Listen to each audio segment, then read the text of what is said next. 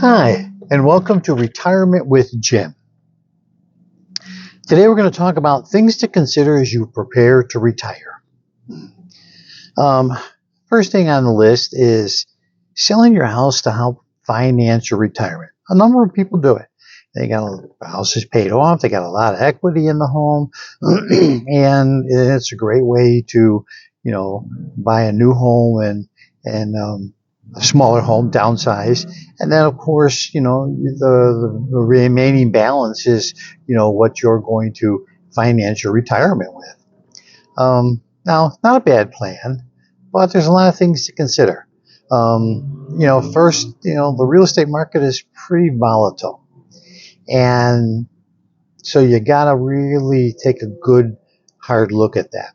If that's, part of your plan, to think about whether you can sell your home, get the money you're looking for, and, then buy a new home. And are you moving to a different client, different area of the country? What's the total plan, excuse me, and what you're going to do. So with that, before we go any further, if you like my content, please hit the like and subscribe button, and feel free to leave comments. I love to hear from people and see what their opinions are, whether they agree with me, don't agree with me, and let me know. So with that, the next thing I want to talk about is doing your research. It's really vitally important to do your research. Excuse me.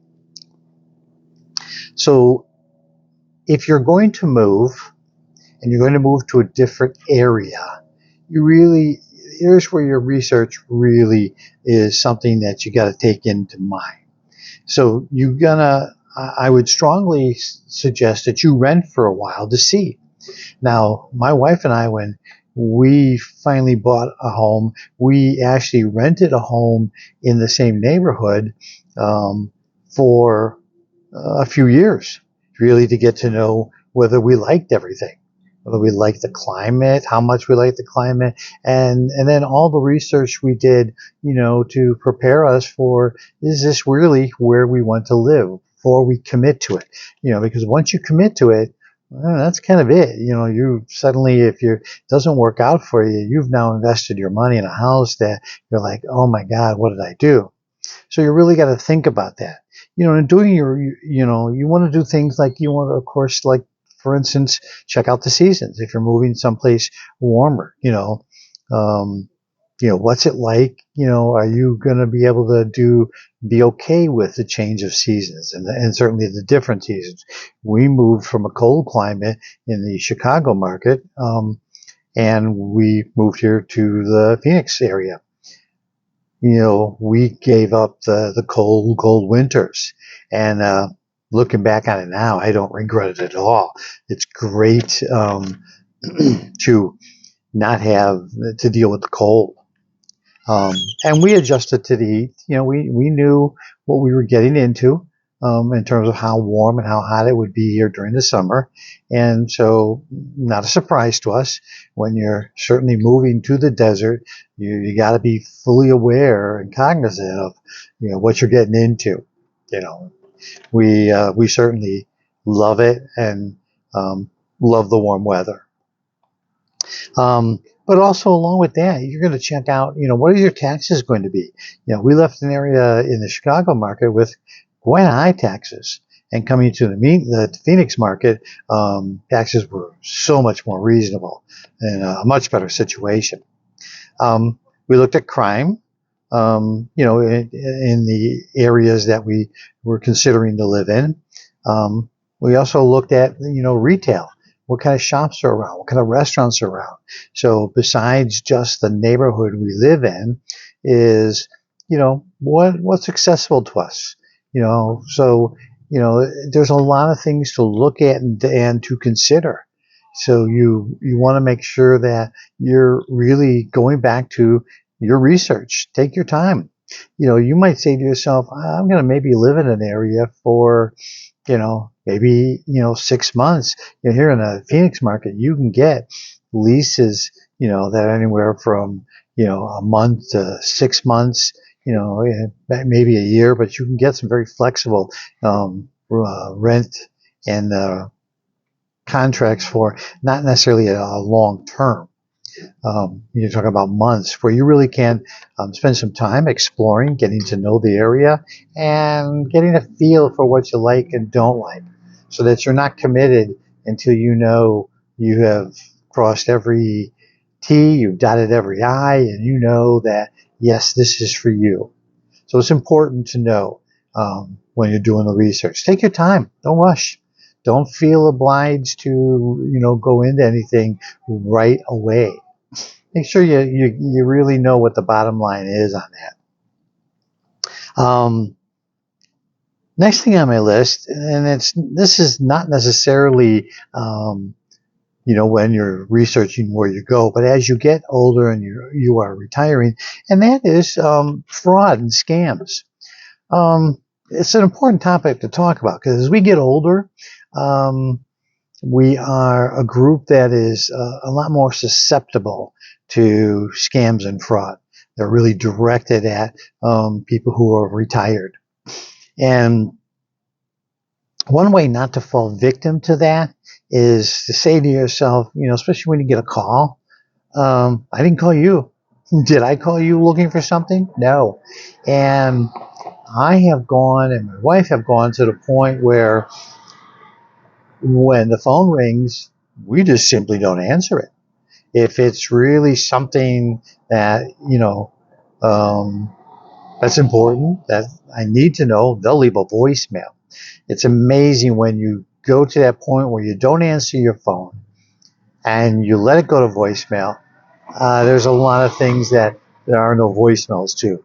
And if you aren't in my address book, I am less concerned and less worried about who's calling me. So I rarely, I know who my family are and I know who my friends are. I have them in, my address book. So it's important to, got a lot of traffic today. It's important to know that be careful when it comes to fraud and scams. Those people are really good at what they do. It almost helps to be a bit cynical. Yeah, okay, what do you want? For instance, with the advent of AI and stuff, if you did answer the phone and someone called and said, is this, so and so, you don't answer with a yes, because through that they record your voice, and then that is something. So I'm kind of cynical where someone calls and I'm like, what do you want? State, and that's only on a rare occasion that I do answer. So I'm a true believer that being cynical in this way really helps protect you from, fraud and scammers. You really got to look out for yourself. Quite important. Also, next thing on my list is post-retirement work. Are you going to do some work? A lot of people do. The retirement today is different than what it used to be. People they just retired and that was it. Never looked back, never did any more work. It's a lot different today. So are you going to do work in retirement? So if you are, the one thing you might want to consider is make sure that if you're doing it to make a little extra money, it isn't about supporting your retirement. So you don't want to, because as things change and you get older and whether you're working part-time, whatever kind of gig you might be doing, it's important to know that you don't depend on that money. So that if you are doing some work in retirement, it's purely extra money and it's for fun or whatever you may deem it to do, whether it's extra money for traveling, restaurants, going out, so you don't have to spend. A lot of people do it because, for instance, they want to cover some of their medical expenses in retirement. Not a bad idea. So keep that in mind that you are, if you are going to work, don't depend on it. Make it for play money, for fun. The next thing is overspending, especially in your first couple of years. It's easy to overspend because you might be traveling, you might be doing some things, you're active, you're just got into retirement, you're having a lot of fun doing it. And so you might not be so focused on, how much money you're spending. So it's important that from a budget standpoint, you keep an eye on how much you're spending, and if you have a budget, you are doing a good job of staying in tune with what your budget is, and you're not overspending your money. It's important because as years go by, you will learn that you will need less money, and you will end up spending less money once you're older. But early on, it's actually easy to overspend and not be thinking about it. So be careful about that. And the last thing is, especially as you're getting ready to retire at the end of your retirement, you probably shouldn't have to think about this, but don't take money out of your 401k for anything.